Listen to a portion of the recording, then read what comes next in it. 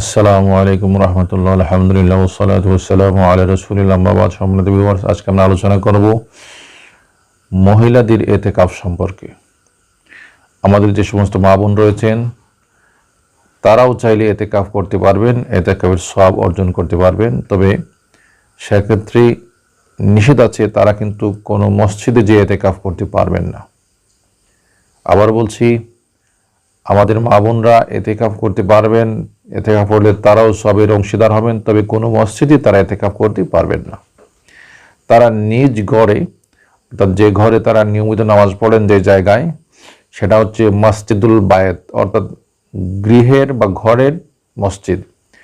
যে মহিলা যেই ঘরে নিয়মিত নামাজ পড়েন তিনি তার ওই ঘরের ওই রুমে এতেকাফ করতে পারবেন এবং সওয়াবও পাবেন।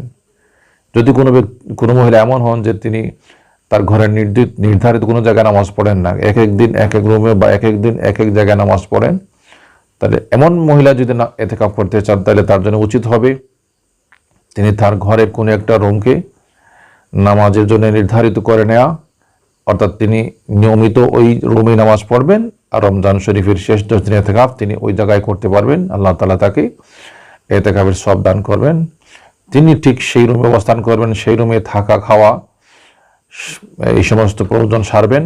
আর প্রাকৃতিক প্রয়োজন, যেমন প্রস্রাব পায়খানার প্রয়োজন হলে এই রুমের যেটাই নিকটে পড়ে ওই বাথরুমে যাবেন, সেখানে প্রয়োজন মোতাবেক সময় বের করে প্রয়োজন সেরে চলে আসবেন, তার এতেকাফ হবে।